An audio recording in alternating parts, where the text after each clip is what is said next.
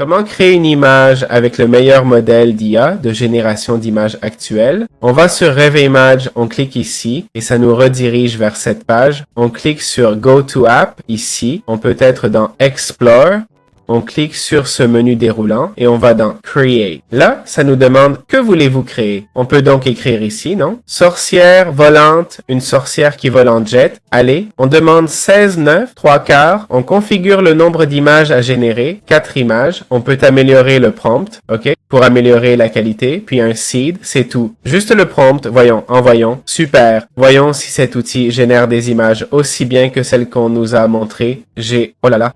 Oh là là, je dois dire que celles-ci ne sont pas terribles, mais celle-là, quelle merveille. Non, ce qu'il vient de faire, c'est simple, on sélectionne l'image et on peut la partager, sauvegarder, liker ou supprimer. Voyons, si je la supprime, que se passe-t-il? Supprimer l'image, pas mal, hein? On va essayer quelque chose de plus complexe. Un oiseau mangeant un fruit rouge entouré d'un volcan, voyons voir. Je vais lui demander de faire un phénix après. Ça, c'est vraiment difficile, hein?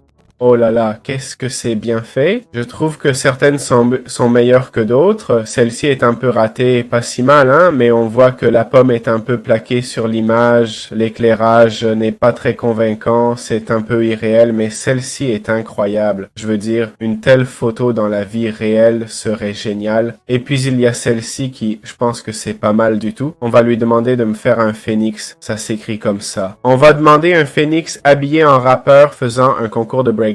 On va générer ça pour voir ce qui sort. Ça vient, ça vient.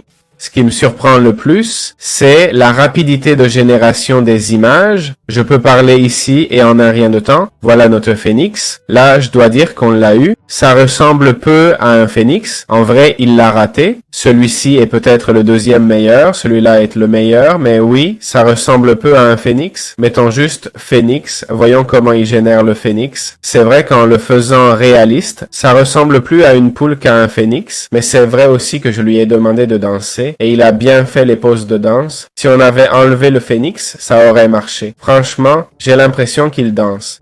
Et là, il me génère le phénix. Je vais essayer d'être plus précis. Je vais lui donner un prompt plus costaud. Un phénix sortant d'un volcan en éruption, ses ailes illuminées, crachant du feu. Voyons voir ce qu'il va faire. Ce prompt, je l'ai évidemment créé avec ChatGPT. Regardons le résultat. Tant que le phénix sort du volcan et n'est pas au-dessus, ça me va. Mon Dieu. Celui-ci, le phénix a l'air un peu faux, mais cette image-là, c'est quoi? Cette image-là, c'est quoi? Je vais demander de le faire en réaliste. Je vais demander un style réaliste. Voyons ce que ça donne, mais bon. Voilà, j'espère que ça vous a plu.